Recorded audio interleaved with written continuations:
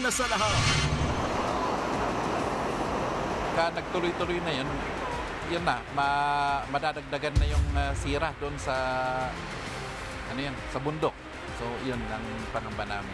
Ako naman ay nananawagan, sana'y mapansin yung ating kalagayan dito para naman mabigyan kami ng pundo para sa pagsasaayos ng mga nasirang isdaanan, tapos yung mga bahay.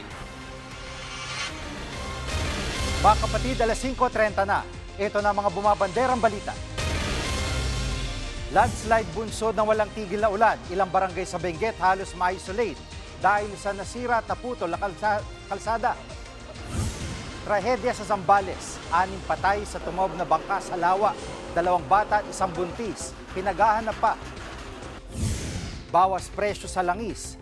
Hanggang 4 na pisong rollback sa kada litro ng diesel. Nakaamba sa susunod na linggo.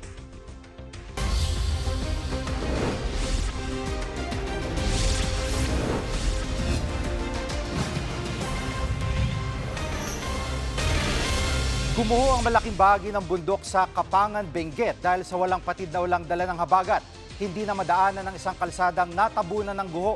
Live mula sa Tublay, Benguet, nangungun sa balita si Mon Gualvez, exclusive. Mon, kumusta ang sitwasyon dyan at kumusta yung mga residente? Jiggy, nandito kami ngayon sa boundary para naman sa papanik ng Atok, itong pinaka-boundary or pinaka-papasukan ng Baguio Bontoc Road. Dito kasi madalas naiipon yung mga sasakyan, oras na magkaroon ng mga landslide at isara, no, pansamantala yung bahagi dito nga sa papunta. Kasi marami mga provincial road ang talagang nadali dahil nga sa walang tigil na ulan at nagkaroon ng landslide dito sa malaking bahagi ng probinsya. At ito yung pinangangambahan ngayon ng mga na-isolate na halos ng mga barangay dulot ng landslide dahil bumubuhos na naman ang malakas na ulan sa mga oras na ito dito sa probinsya. Tila binuldozer ng ulan, Jiggy, mga kapatid, yung bahagi ng bundok na nakita namin sa Benguet. Malaking bahagi kasi nito ang natapyas at gumuho. Toneladang lupa na tumausdos. May backhoe pa nga na nasa ibabaw daw noon ng baba na rin. Nilamon na rin ng lupa ang bahagi ng Amburayan River. Kaya naman kapansin-pansing mas lumakas tuloy yung ragasan ng tubig doon dahil sa pressure matapos ang masaklap kasamang naglaho ang bahagi ng provincial road sa lugar. At dahil sa nangyaring landslide, literal na naputol itong kalsada. Higit 200 metro yung haba ng provincial road na yan, nakasamang nabuwal ng mga gumuhong lupa mula sa bundok. Jiggy. At Mon, dahil sa pagkaputol ng kalsadang yaan, anong mga lugar ang apektado dahil dyan? Well, Jiggy, mula sa 3 magkakaibang bayan dito sa Benguet, ang pinaka at halos ma-isolate na nga. Isa na rito, itong barangay Buti na lang daw at may signal pa ng telepono sa lugar kaya kahit papano nakukumusta sila ng Kapangan LGU sa pamamagitan ng video call o ng text. 10 araw din ng landslide. Ang problema hindi pa nga tuluyan nakakabangon. Heto uli ang banta ng mga pag-ulan. Meron naman daw pwedeng daanan, iikot ka ng mga bayan dito sa Benguet at aabuti ka na nasa 3 hanggang 4 na oras. And the worst part is, hindi daw ganong kaligtas para daanan yan at din ng Buklawan. Kung magtuloy-tuloy ito, natatakot na rin kaming bumiyahe doon palabas dito. Gaya ng mga vulnerable na mga pasyente kung sakaling may tatakbo kami. Mahirap yung daan, yun ang kinatatakot namin kasi may mga dito May mga seniors, may mga karamdaman. At Mon, ngayong hindi nga madaraanan yung ilang bahagi ng kalsada dyan, ay anong plano ng LGU? Paano ang paghatid ng tulong o yan yung binabanggit ng isang residente? Kung may aberya, paano sila ma-evacuate? Actually, Jiggy, closely monitored naman emergency, matutugunan kaagad. Pero aminado sila na talagang pahirapan. Nakapag-abot naman daw sila ng ayuda, pero 2 beses pa lamang dahil talagang yun nga, inikot din nila talagang mano-mano talagang dinaan yung mga ayuda para kahit paano sa mga apektadong pamilya dito sa lugar. Pero yun nga, kahit sila, sinasabing hindi ito madali at baka nga itong ulang ibabagsak naman ng habagat ngayong darating na weekend sa probinsya. Pakinggan natin ang pahayag ng lokal na pamahalaan. Pagka sa ganitong kalakas na ulan, sigurado matatagalan na yung pagkumpuni or pagsasaayos sa kalsada. Ang mangyari doon, mahihirapan tayo sa paghahatid ng tulong. Yung ating mga residente doon, siyempre, mahihirapan din sila.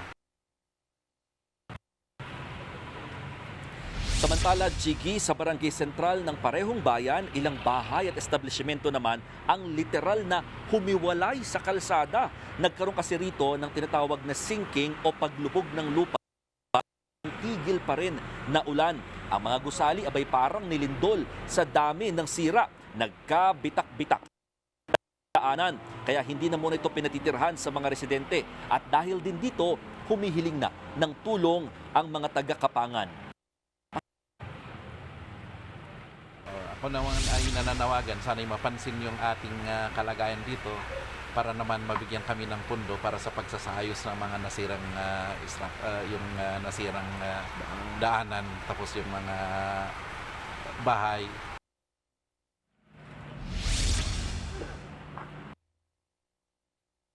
Ngayon, nadadaanan pa naman actually yung mga major roads and national highway lalo sa mga papasok at palabas sa mga motorista ay yung mayat-maya rin na nababalot ng makapal na hamog or fog ng lungsod. Kasama na rin dito sa parts of Benguet dahil nga rin sa mga problema kapag ganito nagtuloy-tuloy daw yung buhos ng ulan, aberya pagdating sa kalsada dahil sa landslide. At yan ang mahigpit na minomonitor hindi lamang ng Baguio City kundi pati na rin ng probinsya ng Benguet. Yan muna ang latest. Maraming salamat, Mon Gualvez, live at exclusive mula sa Tublay, Benguet. 6 ang patay habang 3 nawawala matapos tumaob ang sinasakyan nilang bangka sa Zambales.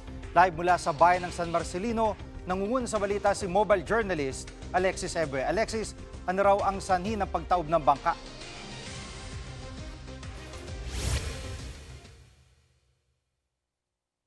Na ulat ng pulisya, overloading o sobra sasakay ang bangka, no? Pasado alas 2 kahapon ang naganapang insidente dito sa San Marcelino, Zambales. Ang mga sakay nito ay pawang mga indigenous people. Sa Barangay Buhawe, sila yung mga taga-sitio Lumibaw. Kinakailangan daw na sumakay muna ng bangka Barangay Buhawe dahil nasa kabilang lawa sila. So pumunta sila sa Barangay Buhawen para nga umattend o dumalo dito sa pagpupulong sa ang kapasidad talaga bangkang sinakyan nila, pero 13 individuals ang bangka, no? 4 yung nakaligtas kasama yung kwento niya, kalmado daw yung paalis sila dito sa Barangay Buhawen, pabalik nga sa Sitio Lumibaw. Pero pagdating daw sa gitna, doon na daw naalo na tubig, kaya mabilis na pumasok ang tubig sa bangka. Narito ang kanyang pahayag. Maganda naman po yung tubig, ma'am, dyan sa daungan. Wala pang galaw. Talagang maganda yung takbo ng bangka. Pagdating namin sa gitna, ma'am, yun na. Nasalubong na kami ng hangin at alon. Kaya yung bangka namin na sinakyan, nakargahan ng tubig.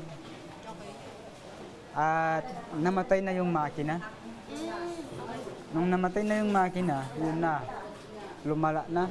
Talagang nakargahan na.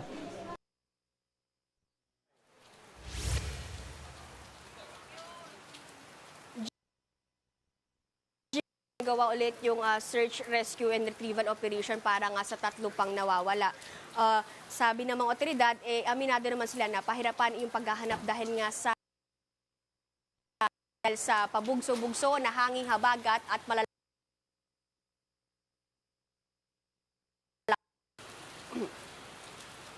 At Alexis, yung mga pamilya ng biktima, kumusta naman sa ngayon?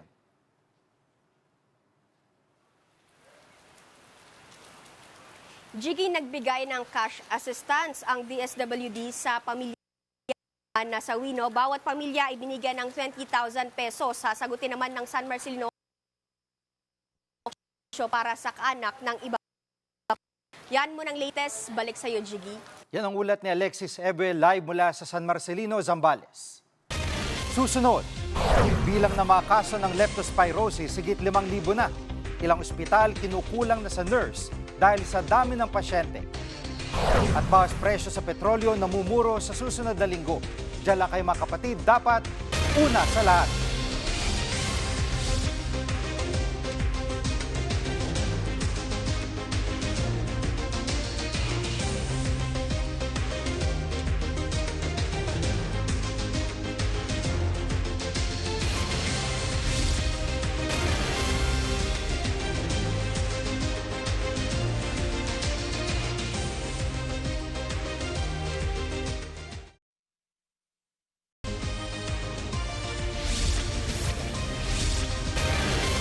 Pumalo na sa higit 500 ang kasalukuyan naka-admit sa mga ospital sa Metro Manila dahil sa leptospirosis. Babala ng DOH, posibleng dumami palalo ang kaso nito dahil sa patuloy na pag-ulan at pagbaha.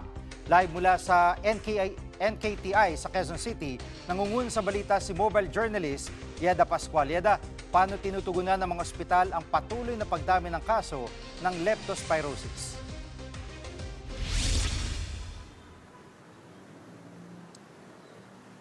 Jiggy, para mabawasan ang congestion sa mga ospital, gumagamit na ang DOH ng leptospirosis tracker.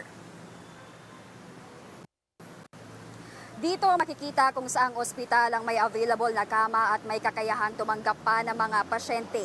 Dahil dito, mas madali na ang pagtukoy kung saan dapat i-transfer ang mga pasyente, lalo na mula sa mga ospital na nasa full capacity na. Nila aabot na sa 521 ang pasyenteng naka-admit sa DOH hospitals dahil sa leptospirosis. Pinakamarami sa San Lazaro Hospital kung saan nasa 158 na ang nakakonfine dahil sa naturang sakit. Mula Enero, aabot na sa 5,486 ang kaso ng leptospirosis sa buong bansa. 23% itong mas mababa kumpara sa 7,163 cases sa parehong panahon noong nakaraang taon. As of August 26, 344 na ang naitalang nasawi dahil sa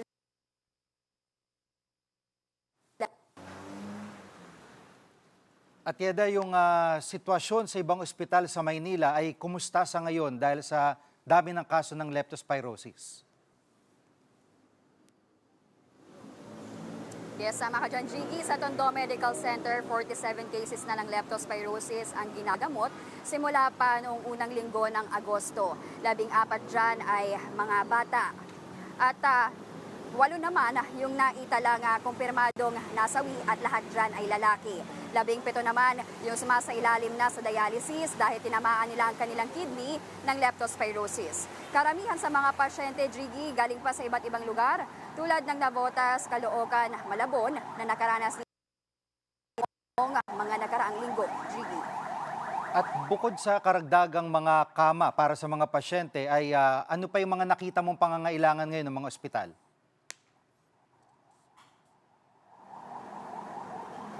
Jiggy, ayon sa DOH, ang isang importanteng kailangan ng mga ospital ay manpower. Kaya naman nagtalaga sila, kumuha sila ng mga health professionals sa iba't ibang ospital tulad ng mga doktor at nurses, tulad kabilang dyan yung San Lazaro Hospital. Kumuha sila ng mga dagdag na tao mula sa iba't ibang ospital tulad ng Dr. Jose Fabella Memorial Hospital, Philippine Orthopedic Center, Dr. Jose Reyes Memorial Medical Center at iba pa. Patuloy naman daw na minamonitor ng DOH ang lagay at sitwasyon ng mga ospital. Yan muna ang latest. Balik sa'yo, Jiggy. Yan ang ulat ni mobile journalist Yeda Pascual live mula sa NKTI. Matapos ang 2 linggo magkasunod na taas presyo, asahan naman ang bawas presyo sa petrolyo pagpasok ng Setyembre. Sa taya ng kumpanyang Jetty, posible ang 3 pesos and 50 centavos hanggang 4 pesos na rollback sa kada litro ng diesel, hanggang 75 centavos naman sa kada litro ng gasolina. Paliwanag ng oil company dahil ito sa tumaas sa supply ng langis sa world market. Susunod, House prosecutors posibleng magpakilala ng bago spokesperson sa impeachment. Wala raw magbibitiw sa kanila para maging tagapagsalita. At home visit sa mga may-ari ng baril, sinulong ng DILG. Huwag kayong bibitiw, dapat una sa lahat.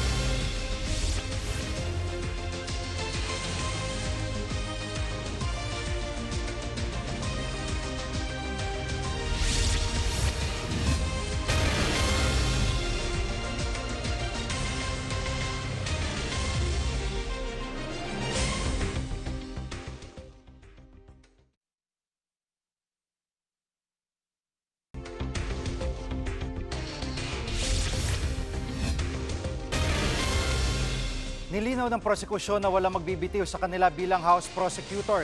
Kasunod ito ng pagbabawal ng impeachment court na magsalita ang mga abogado ng prosekusyon at depensa sa merito ng kaso. Live mula sa Batasang Pambansa, nangunguna sa balita si News 5 House Correspondent Marian Enriquez. Marian, sino nang itatalaga spokesperson ng prosecution?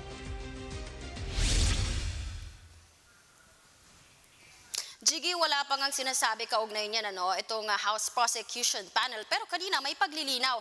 Itong si House Prosecutor Terry Didon, magdadagdag sila ng mga tagapagsalita o spokesperson nga para sa House Prosecution Panel. Kung babalikan natin, Jiggy, kasi kahapon, sinabi ni Congressman Zia Alonto Adyo, isa po doon sa mga tagapagsalita ng prosecution, na posibleng meron daw magbitiw, mag-resign na mga public prosecutor, kongresista po yan, para po magsilbi bilang full-time spokesperson itong prosekusyon. Giit nga po kanina ni Congressman Ridon, wala raw pong mangyayaring ganyan.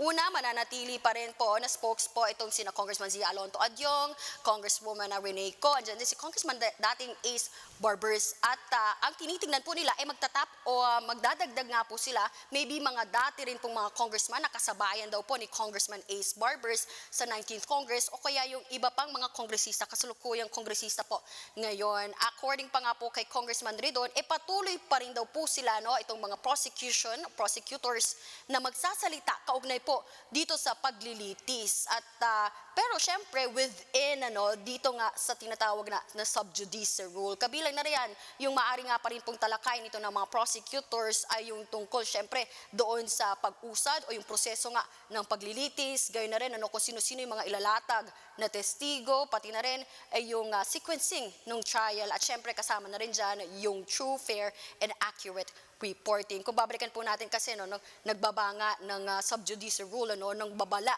itong si Presiding Officer Senator Chis Escudero ng paalala dito nga sa mga miyembro ng mga Senado, yung mga Senator Judges, gayon din dito nga sa panig ng prosekusyon at ng defense, pati na rin dito nga sa respondent kay VP Sara na sumunod doon sa sub judice rule. Ibig po sabihin, bawal silang magtalakay sa publiko kaugnay nga po doon sa mga merito ng impeachment case. Pakinggan natin itong pahayag ni House Prosecutor Terry Ridon.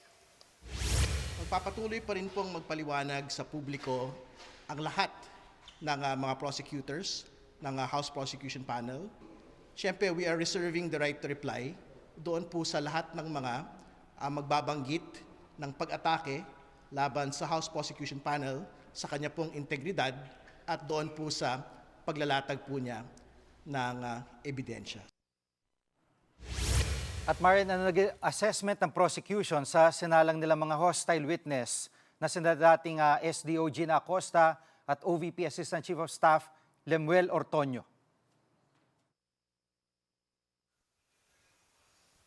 Jiggy, according nga doon sa House Prosecution Panel, hindi na mapagtatakpan nitong mga tauhan ni Vice President Sara Duterte na may kinalaman siya mismo dito nga sa mali umanong paggasta ng higit 612 million pesos na confidential funds. Dahil malinaw naman daw itong mga naging testimonya nitong mga inupong hostile witness, adyan nga sina dating OVP Special Disbursing Officer Gina Acosta. Gayon din, itong kanyang Assistant Chief of Staff sa OVP na si ASEC Lemuel Ortonio. Kung babalikan natin, Jiggy, ito mismo galing kay Acosta. Siya ang nagsabi na si Vice President Sara Duterte ang nag-utos sa kanya na ibigay itong kabuang 500 million pesos na confidential funds ng OVP sa security officer na si Colonel Raymond Dante La Chica. Ito'y kahit alam niya na unbonded, unauthorized person po itong si Colonel La Chica na humawak at mamahagi ng confidential funds. Alinsunod yan doon sa Joint Circular 2015-01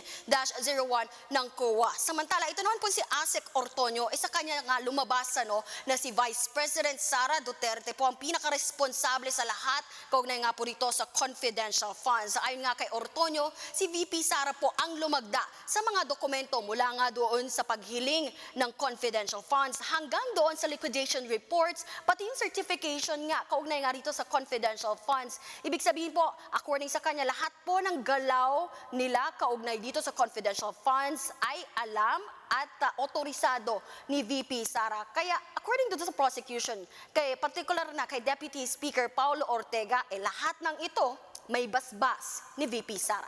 Narito po yung pahayag ni Deputy Speaker Paulo Ortega. Talagang ang turo niyan pataas talaga sa head of office kasi siya nag-request, siya nag-instruct, siya nagturo kung sinong pag-iiwanan ng pera.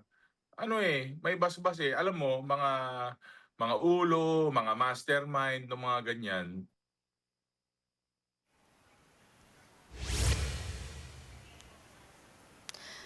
Jiggy, sa susunod na linggo, inaasahan nga na iuupo naman ng mga testigo ay yung dalawang AFP officials. Yan nga po, sina Colonel Buransing, Colonel Panopio. Kaugnay nga po doon sa DepEd confidential funds na ginamit umano para nga sa ilang mga aktibidad gaya po ng Youth Leadership Summit. At inaasahan din yung pag-upo nga bilang testigo nitong si Defense Counsel Attorney Michael POA. Mula nga po yan sa defense team ni VP Sara na maalala po natin, tumayo o nagsilbi bilang tagapagsalita at Chief of Staff ni VP Sara sa Department of Education.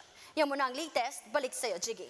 Yan ang ulat ni Maren Enriquez live mula sa Batasang Pambansa. Isinusulong ng DILG na payagang mainspeksyon ang bahay ng isang gun owner para masigurong maayos ang pagkakatago ng kanilang baril. Mungkahin ni DILG Secretary John Vic Remula sa mga kongresista, isama ito sa pag-amyenda ng Comprehensive Firearms and Ammunition Regulation Act. Sa ilalim nito, papipirmahin ng waiver mga nagmamay-ari ng baril para sa inspeksyon. Mag-aabiso lang daw ang PNP ng isang araw bago pumunta sa bahay ng gun owners. Gagawin ding mandato ang pagkakaroon ng ligtas sa taguan ng baril. Ayon kay Remulla, layo nitong maiwasan ng mga krimen gamit ang loose firearms.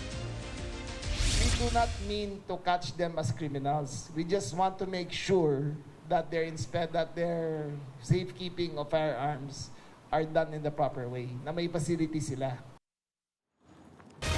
Sa ikalawang pagkakataon ngayong buwan, sumadsad muli ang halaga ng piso kontra dolyar. Ngayong araw nagsara ang palitan sa 62 pesos and 265 centavos. Ito ang unang beses sa kasaysayan na umabot sa 62 pesos ang halaga ng piso. Nahigitan nito ang naunang all-time low na 61 pesos and 888 centavos kahapon. Patuloy ang paghina ng piso sa gitna ng pagtaas ng presyo ng petrolyo. Susunod, long weekend, uulanin ba? Ang update sa lagay ng panahon, alamin. Huwag kayong bibitiw, dapat una sa lahat.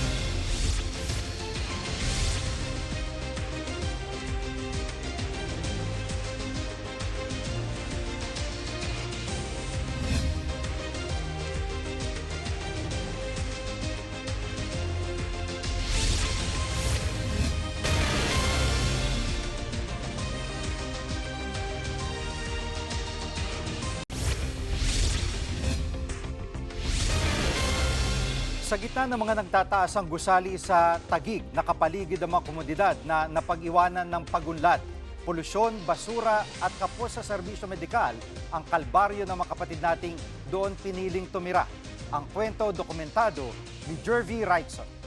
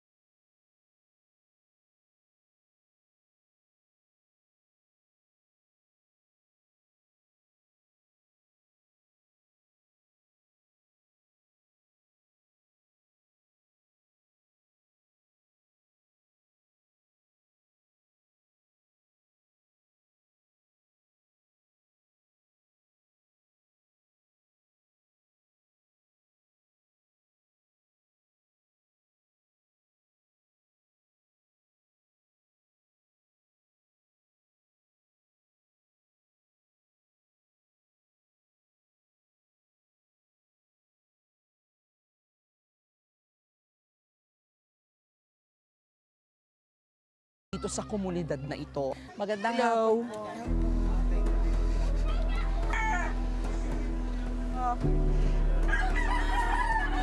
Bisita po tayo.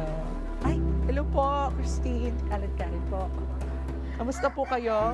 39 years na po kayo ditong nakatira. So, ikaw dito ka nang pinanganak.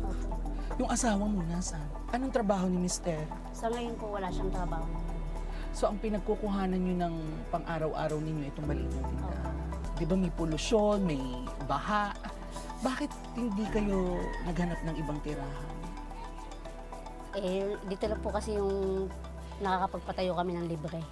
Kaya, dito lang po kami tumagal. Pinakamababa na po upa, nasa 3,000. Hindi po namin kaya yun. Malaking bahagi rin ng kanyang oras ang napupunta sa pag-aalaga sa 9 na taong gulang niyang anak na si Chris. Ipinanganak si Chris na may congenital malformation. May epilepsy rin siya at problema sa pantog. Hindi na po siya makakalakad. Gaano kahirap yun na siyempre bit-bit mo siya araw-araw? Pag binibitbit ko lang naman po siya pag magpapaano po kami magpapacheck up. Tsaka pag gusto niya po lumabas, yun nga lang po nangangalay minsan kasi nga mabigat na po siya. Yung catheter po niya dapat isang beses ko lang gamitin sa isang araw yan. Isang buwan ko na po ginamit kasi nga wala akong pambili. No choice po ko, mahal-mahal po ng catheter na yun. Nasa 200 plus po kasi. Gaano kahirap bilang isang ina na makita mo na ganito yung kondisyon ng anak mo? Yun po, wala po akong magagawa. Sorry po, lahiya po. Okay lang.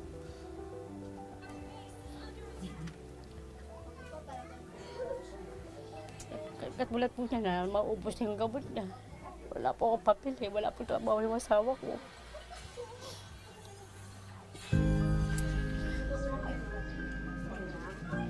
At hindi lahat ng kailangan ni Chris ay makukuha sa malapit na health center.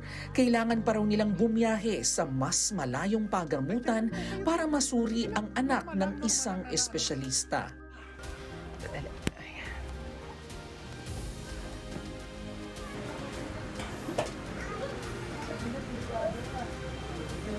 Sa loob ng bahay, makikita kung paano nila pinagkakasya ang kanilang pamilya sa maliit na espasyo. So naglalatag na kayo dito? Latag na lang po. So paano nga pag umuulan, edi nababasa kayo? Opo, pag malakas po yung hangin yan, nag-aanggi po. Inaantay lang po namin mawala bago kami humiga ng maayos. Sa loob ng 39 years mo dito, anong pagbabagong nakita mo sa Barangay Banay, dito sa community kung saan kayo nakatira? Sa tingin ko, wala naman po nagbago eh.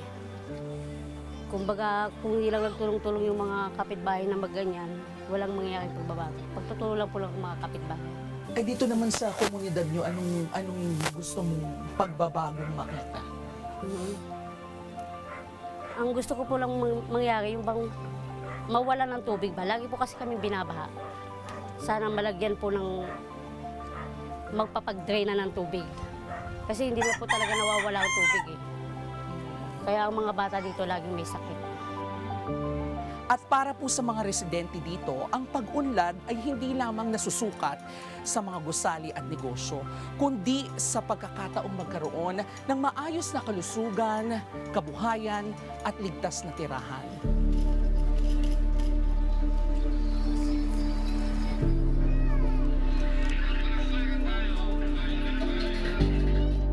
Jervy Wrightson, mukha ng maliliit, isyong malalaki, dokumentado.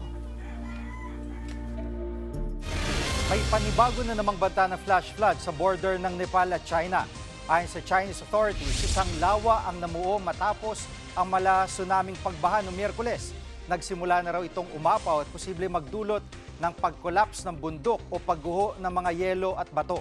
Dahil dyan, tinigil muna ang search and rescue operation sa ilang bahagi ng Tibet para hindi makapaminsala.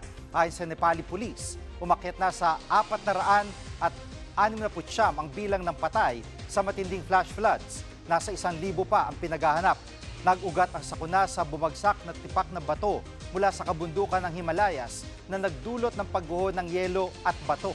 Una nang sinabi ng Nepali Tourism Board na may isang Pilipinong nawawala dahil sa trahedya. Pero wala pang kumpirmasyon dito ang ating DFA. Mga kapatid, magiging maulan dito sa Luzon ngayong long weekend dahil sa habagat. Asahan ng malakas sa ulan sa kanlurang bahagi ng bansa, kabilang ang Pangasinan, La Union at Benguet. Gayun din sa Bataan, Zambales, Tarlac at Occidental Mindoro.